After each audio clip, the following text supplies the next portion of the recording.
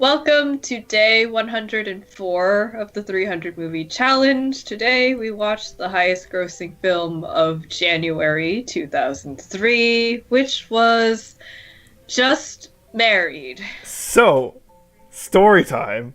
When we were first putting this list together, I was doing it based off of some website that I'd found. I don't remember what the website was.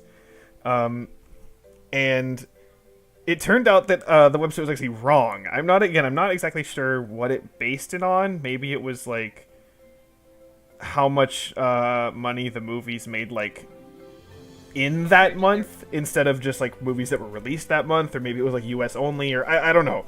But either way, it was wrong, and this month was one of the ones that we had to change to Just Married. The movie that we originally had for this month was Kangaroo Jack.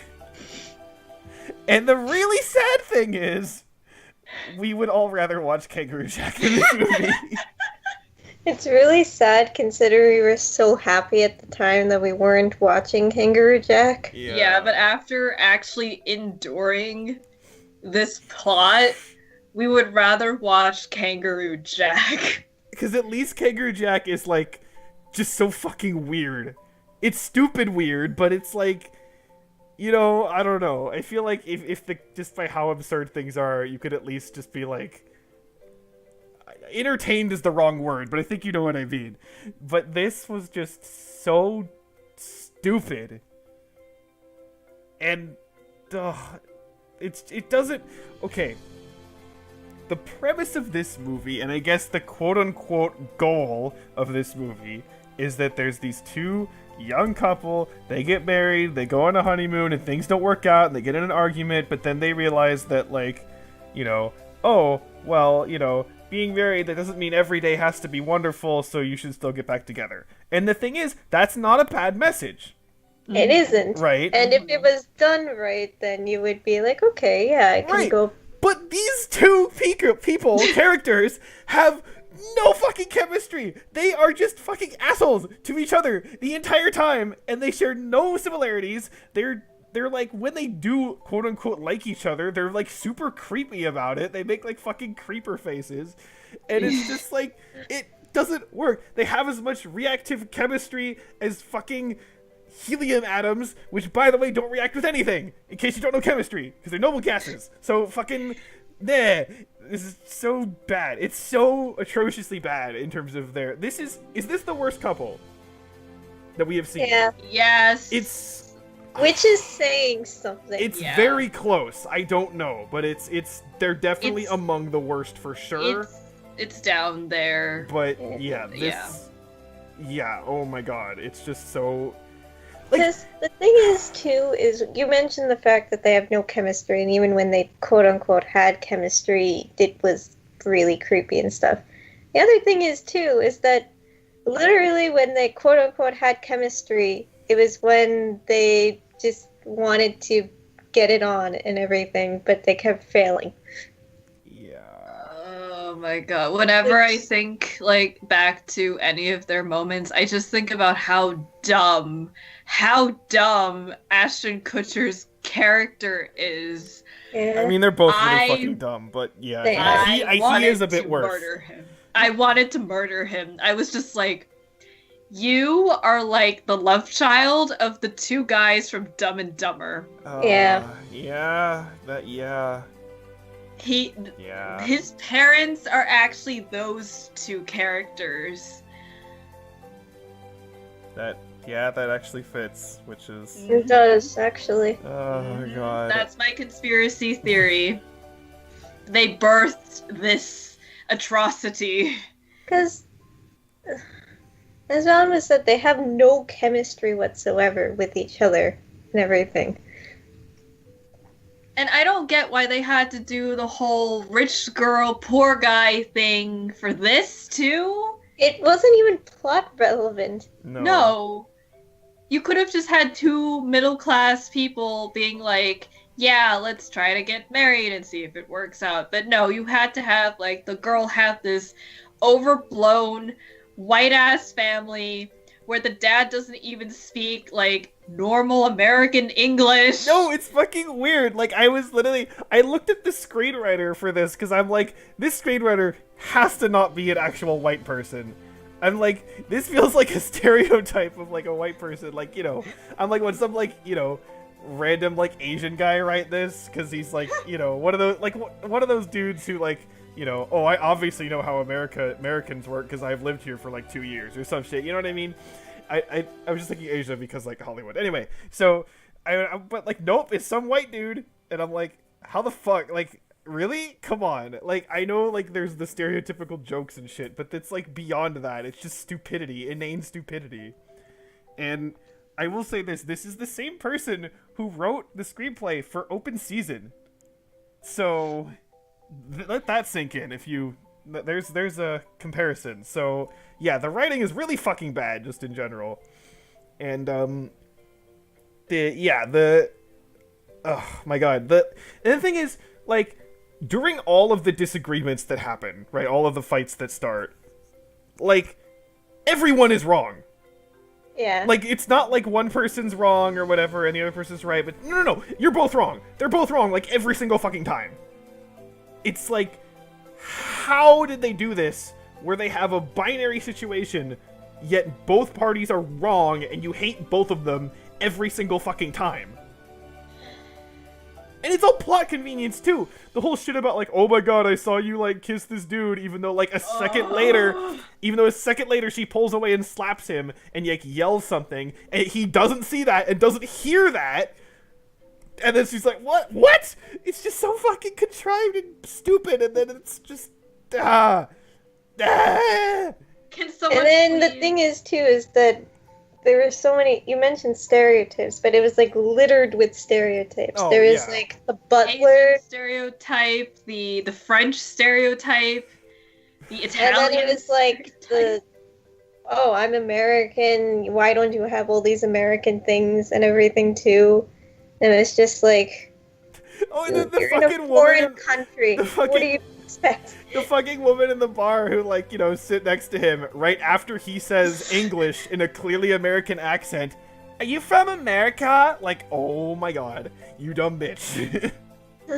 And She then, was like brain dead. I swear I said this like while watching this, but she actually like reminds me of one of my students, which is kind of bad. But like, I mean, she's not gonna know that. She's never gonna see this, right? Yeah, okay. So, but I'm Oh just my thinking god. in terms of like the person who's like totally oblivious and says like the dumbest shit and is like, yeah, although she's not white. But whatever, it doesn't matter. So, yeah, so it's just like, oh my god, it's so stupid. And again, so many contrivances. And then again, When you mentioned like the contrivances, I'm just like, can someone please explain to the three of us what the appeal of like the random breakup is? okay, yes, I meant to talk Yeah. about that. Well, even ignoring that, what is the appeal of this movie? Yeah. 90% of the movie, you just see two characters be angry at each other. And you already know what's going to happen at the end because it's the whole thing's a flashback. Yeah, so it's just like, what? The setup was poorly done. The whole execution was poorly done. This was a very like decent concept, as like Valen said in the very beginning. They could have actually done something interesting with it, but they made it this like really like basic ass Not rom-com. already apparent. We're all very angry. Yeah, just because they're so Basic. unlikable. Oh. They're one of like, Okay, the thing is that with Julia Roberts' character and all the other things and stuff, it's like, okay, she was annoying. And sometimes the male lead was annoying. With the, what was it called? Runaway Bride? Yeah, Runaway Yeah. Bride. Yeah. And everything. But in this, it's like, you don't even know where to start with this. Because from the Yeah. very beginning, you just hate them. And Yep. it's not even like, you know, like for Julia Roberts' character, you kind of expect it because of the fact that she's apparently a runaway bride or whatever. Or like the premise of My Best Friend's Wedding, where she's just a shitty person. And she's like, I want to get my best friend back. Yeah, yeah. But with this, it's like, okay, that they're married, but then they somehow have all these problems now, and they just discovered these things now. I mean, yeah, let alone the fact that they got married after 9 months is way too soon. But even then, like... Wait, 9 months? I thought it was 1 month. No, they said that they said 9 months in there somewhere. I don't remember what this is. Whatever. Maybe it was... I don't care. Fuck it, yeah. Was some really Either way, they definitely said they lived together for some time before this, you know, even if they only lived together for a month, you would know. Yeah, wouldn't this have come out? Because there's literally nothing holding them together. It's like, wait, you didn't realize that he was a big sports fanatic and that she liked history and art? What did you do for a month or 9 months or whatever? Like, did you just, you know, considering also how they're so... Like, she brings up this thing about, like, oh my god, you're, like, you know, gonna deflower me, and it's like, wait, you, like, didn't have sex during this whole time? So then it's like, you know, because that means that they didn't even have sex during that whole time, so it's like, literally, what the fuck were you doing, then? If you weren't having sex, and you weren't even knowing the most basic shit about each other, what did you do? And in that regard, why did you get married? It doesn't make any sense. What was the point? There's no point. It's so everything. This movie, again, besides the super basic idea of this movie, which doesn't work at all because of every other choice they make, literally doesn't have a reason to exist. Yeah. There's no reason for any choice that was made to happen in the way it was made. Nope. And again, like what you said about you know, the characters being unlikable. Like, again, the other dude, the Peter guy, like, he's presented as kind of, like, I don't even know what the movie's trying to present him as if he's supposed to be good or he's supposed to be that. Like, it's not really made clear if you're supposed to root for him or not. But either way, he's still, like, kind of a fucking creeper. He's, like, randomly showing up at all the places they are, being like, hey, how's it going? And it's like, what the fuck is wrong with you? He's a stalker. That's what he is. He's a stalker. But at the same time, the movie almost, like, plays him in a sympathetic tone, and you're like, what? Like, I don't get it. What is wrong with you? The tone is all over the place. What is wrong with everybody? The one part that I liked of this movie was when that old lady sent their car over the cliff. Yeah. But even then, that made no fucking sense. It didn't make any sense, but it's okay. It's my favorite part of this whole movie. If only they were in the car with the car when she backed up. Yeah, that would be wonderful. It's just, oh god, this was so... The only good thing is that this is short. Mm-hmm. This is an hour and a half, and it actually, like, doesn't...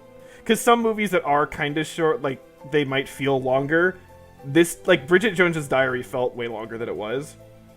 Yeah. This didn't feel that long. This felt This at least short. felt its length. But it's still... This movie is 90 minutes too long. And it is 90 minutes long. So, that's the one advantage over something like Tin Cup, which was a fucking slog. But... We were there for days watching that movie. It felt like a week. The mammoths were still alive when we started watching that movie. You mean Ice Age? Yeah, that's actually why they stopped at that traffic signal. Oh my god. They were waiting for the train to pass. That is Tin Cup. Jesus. Oh, is this movie getting the Sora treatment? Probably. I think so. Yep. I think we're too angry to pass it up. It's been a while. Was the last one Shakespeare in Love? Yeah. Because the thing is, we're all angry about this. Wasn't that 1998? Yeah. 98 or 99, I don't remember. I think it was December 1998, which means it's been... There were 4 years of zero Sora treatments. Congratulations. Thank you. Thanks, 2003. Way to fuck it all up. Jesus Christ. Bye. Well, before we say bye, I will say this. Next movie is something that I have a feeling I am not going to like. It's also Troop Month. It is Troop Month, so that's something. That said. Oh yeah, who's the next one is it Tara, actually? follow up? I think it is me. Yeah. Okay. I have no idea what to go off. You'll have to think of something. But I will say this. I think I'm really not going to like the next movie because of the kind of... the thing that it talks about. I'm being super vague because if I say like anything, it'll give it away. I know nothing about the movie to know what Well, movie. you'll see. Oh, no. So I'm just saying, next movie's not. Okay. It'll probably be better than this, but it won't be. Good. It won't be good. So The bar isn't very high. no, it's very very low. So with that, then cry. Goodbye, audience.